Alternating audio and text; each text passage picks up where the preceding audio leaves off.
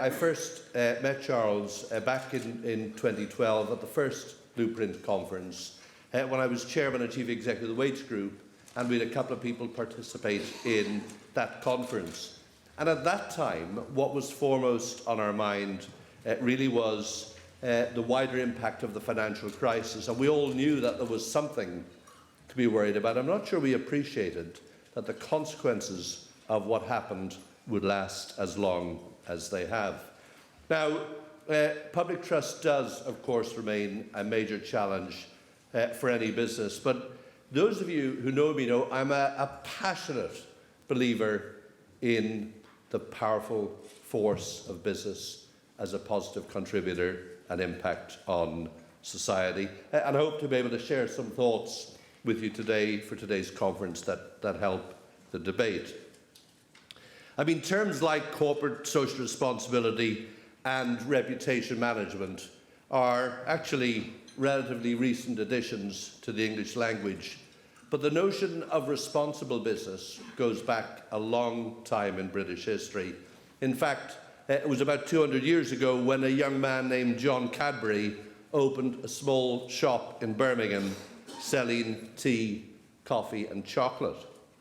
And his choice of product was not just about profit, but it was about people. He was guided by his strong Quaker beliefs. He wanted to offer people an alternative to alcohol, which he saw as a leading cause of poverty. And as the business grew, his son George Cadbury built a new factory at Bourneville outside Birmingham, and with it an entire village of good quality, low-cost homes for Cadbury's staff. Bourneville had sports fields, it had heated dressing rooms. They closed the factory on bank holidays and even let young people leave early twice a week to attend high school. Cadbury said, if each man could have his own house, a large garden to cultivate, and healthy surroundings, then I thought there will be a better opportunity of a quality life. And I thought how true that statement is today. In many respects, the Cadbury story reminds me of my first days with ICI at Billingham and Teesside, when ICI, like so many of the companies at that time, was the beating heart of the local community.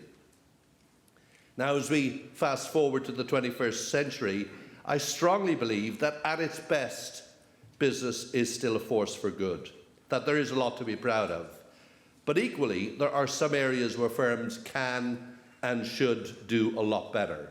And I don't want to shy away from these, but I am going to make the case for business. And today I want to look at three words which I think define the firm's relationship with people and society. They are contribution, reputation, and generation. So let's start with the word contribution. Ask most people in the street the question, what does business do? And invariably you will get the same answer. They make money. Of course, that's true, but businesses do so much more than that. In the last year, businesses in the UK have created 400,000 jobs, making a massive difference to local communities. Rolls-Royce, for example, in Derby, employing 12,000 people that have a profound impact on that as a community. Businesses pay taxes. In the last financial year, £175 billion, more than the budgets of the Department of Education and Department of Health put together. Business give people more choice. Just 20 or 30 years ago, many technologies, like mobile phones, were the reserve of an elite few, yet today most people have one. And they help improve customer service, from supermarkets delivering on your doorstep to online banking used by over 9 million people every day. And there are some signs that people are recognizing that doing good and doing good business aren't mutually exclusive. According to Edelman's 2016 Trust Barometer, 80% of people agree that a company can take specific actions that both increase profits and improve the economic and social conditions in the community where it operates. Yet if you ask people what they think business actually makes a positive contribution to society. According to YouGov research commissioned by the CBI, only about half of the people agree. Only about half the people who are asked if business makes a positive contribution to society agree. We can't be satisfied with that. I think that is really very serious. It is one of the reasons why the CBI some time ago kicked off the Great Business Debate, a campaign aiming to start a conversation about what business does and why it matters. And it's hosted about 10 debates involving trainee teachers, students, consumer organisations and many more. It's involved 700 companies, with many giving case studies, setting out opinion pieces about their role in society and the difference they can make. And we also have been working in the CBI with other natural allies like Blueprint. In fact, Cardinal Vincent Nichols sat on our Great Business Debate steering group, and I might say that it's not often in a business meeting somebody introduces the concept of humanity and says, let's think about how that fits into the business debate. But he did that and had a big influence on our thinking at the time. But I think that when I look at the work of Blueprint, I think they're absolutely right to note that business as usual is not enough.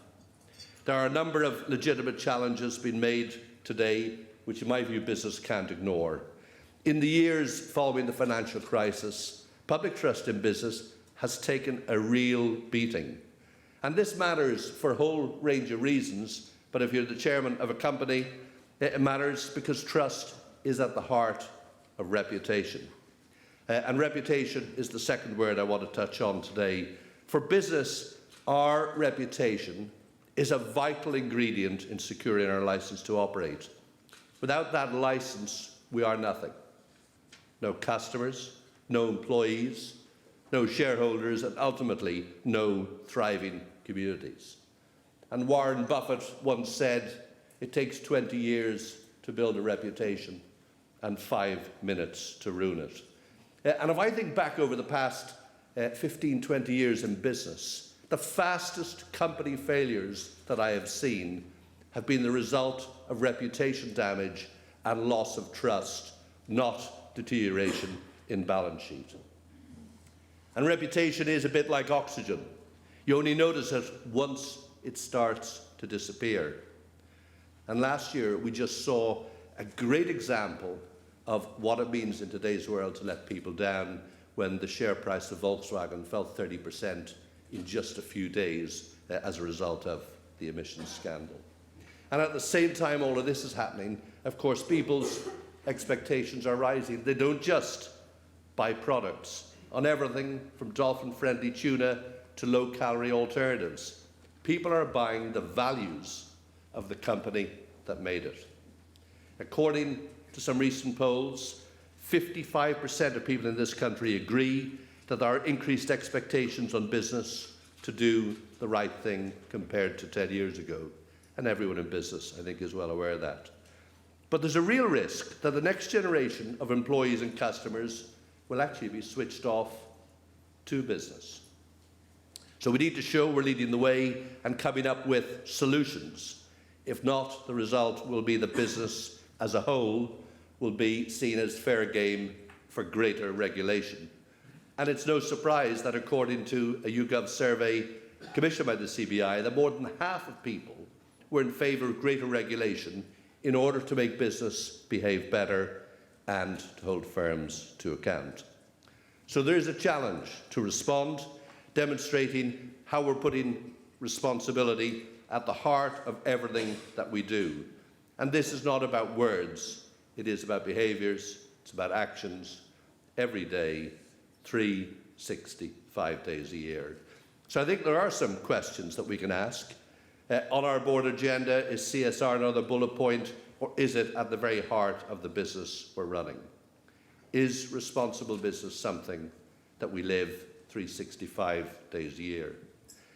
I've the privilege to chair a sixth generation, 200-year-old family business, the Bibby Line Group. And in there, Sir Michael Bibby and the team say the people are the most important part of our business. We deliver on our objectives by living our values at all times. We deliver on our objectives by living our values at all times. That's why it's lasted 200 years. And as its principal aim as a company is to pass on to the next generation of the Bibby family a bigger, better, more sustainable company that makes a positive contribution well beyond the boundary of its business. So we have to all ask, are we doing as much as we can to support our local communities, schools, apprenticeships? And of course, each firm has to decide what makes sense for that firm.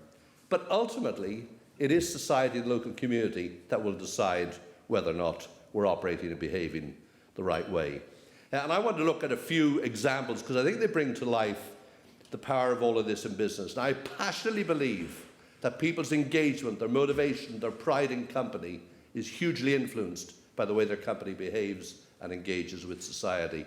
And in Bibby Line Group, we have a program called Giving Something Back, which supports employees through a wide variety of means, benefiting causes that they are passionate about and that demonstrates the group's values.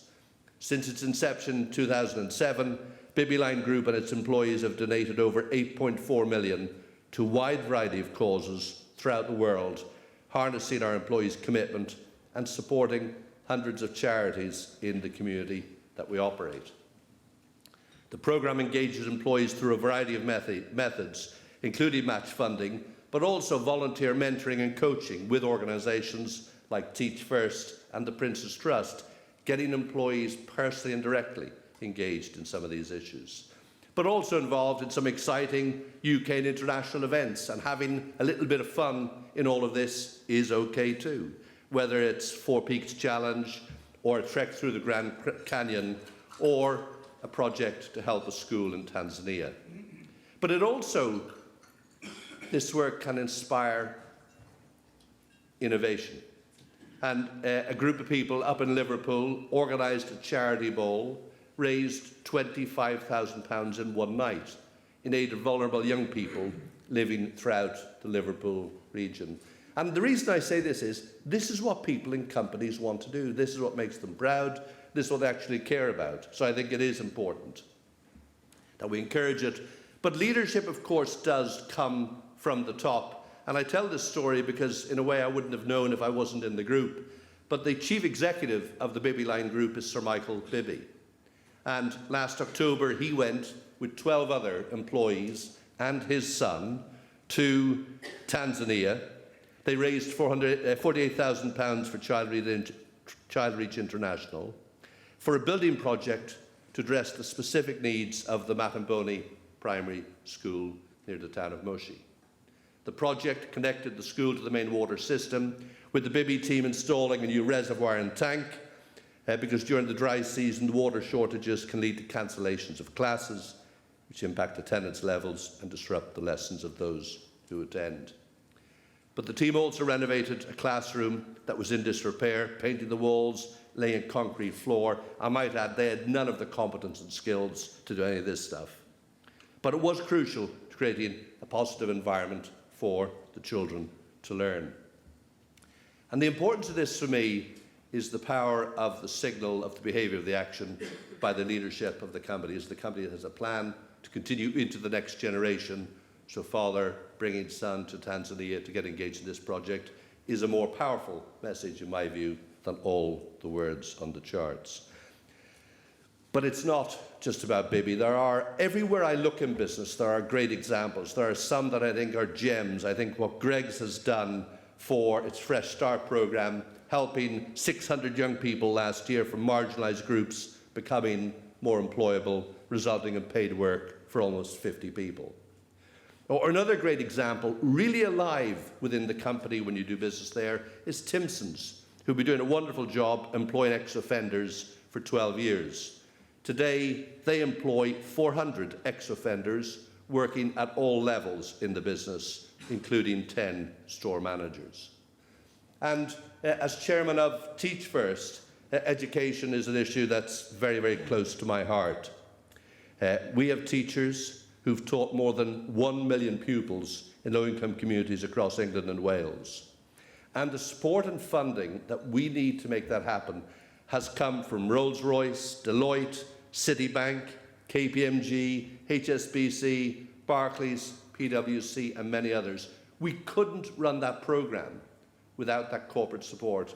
This year, 1,700 teachers recruited to work in the most challenged schools in the country. But it isn't just the money that comes from corporates that matters. It is the sweat equity. Right across those firms, we have their employees mentoring, guiding, supporting our teachers, mentoring, guiding, and supporting pupils in so many different ways. And if we could channel that sort of support and resource to schools right across the country, particularly some of those in the more rural and coastal areas, we could indeed ensure that every child in this country had a fair education, irrespective of their postcode or their background. But beyond this work done by UK companies, firms also need to show that they're part of some of the challenges and solutions for tomorrow. So this brings me really to the final word I want to touch on, which is the next generation. Today, just 1 in 6 firms have a business plan which looks beyond the 10-year period, and that probably is not good enough. But like Blueprint, I do believe that business has the scale, the resource, and the expertise to make a real difference with some of the big changes and challenges of the next 20 to 30 years, whether they're technological, environmental, or demographic. Indeed, I would suggest that some of the greatest challenges faced by mankind can only be addressed through the engagement and involvement of business. And technology is changing, and this is having a big impact on things like customer service.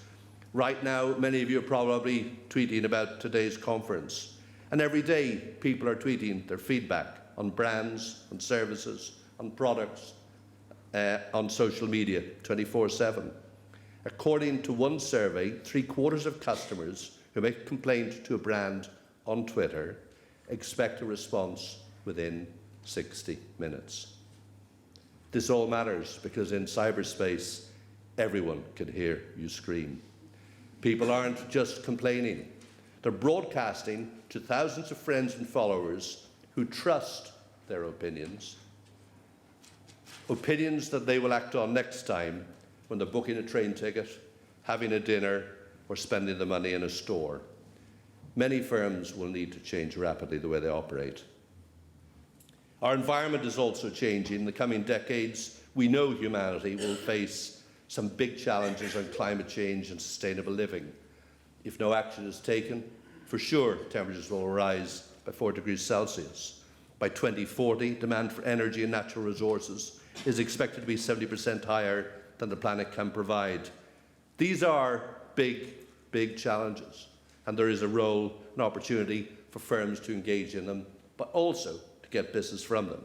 I think a great example comes from Veolia, who shifted their business model towards producing green products and creating energy from waste. These include making pulp fibre from paper, which can't be recycled, and indeed turning whiskey byproducts into fertiliser. Circular economy products like these now make up 20% of Veolia's turnover. We're also seeing large coalitions of companies taking action. The Consumer Goods Forum, a group representing $3 trillion in retail sales, have decided that by 2020 they will not sell any more products from illegal deforestation.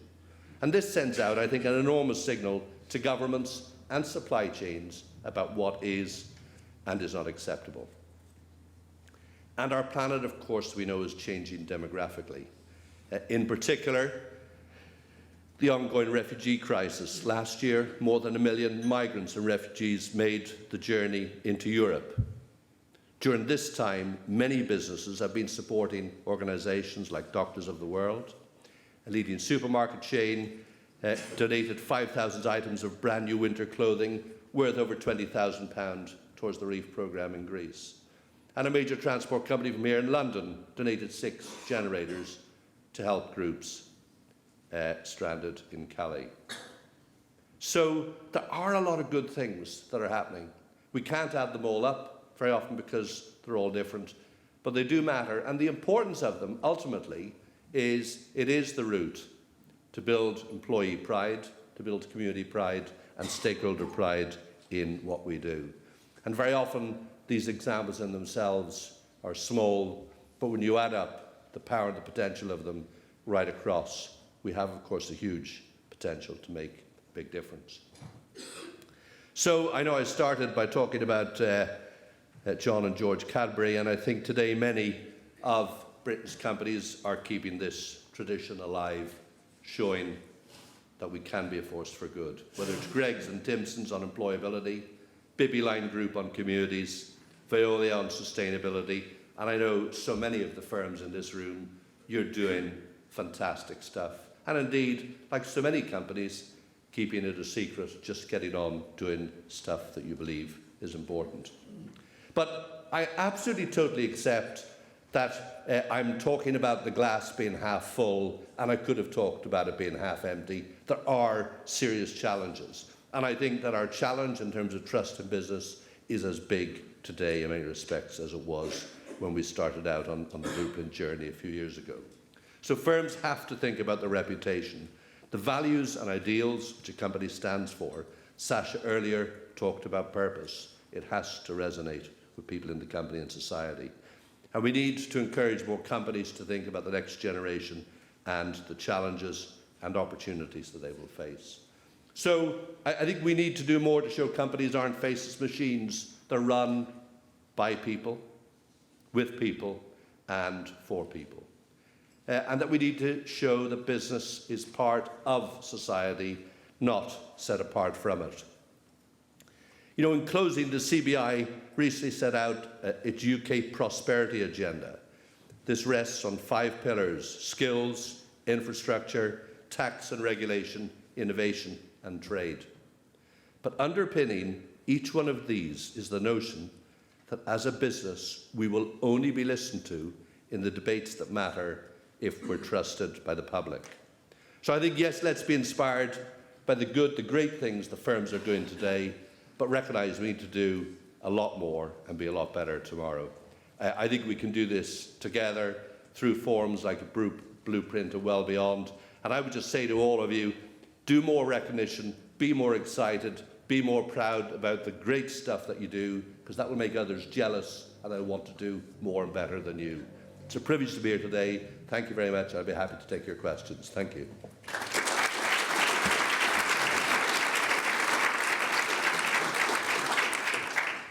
Can I just ask you to expand on the question of trust? Specifically, were one to drill down into those surveys you mentioned about lack of trust in business, would you not find that boardroom remuneration was a major factor in the way in which trust is not returning to the business community?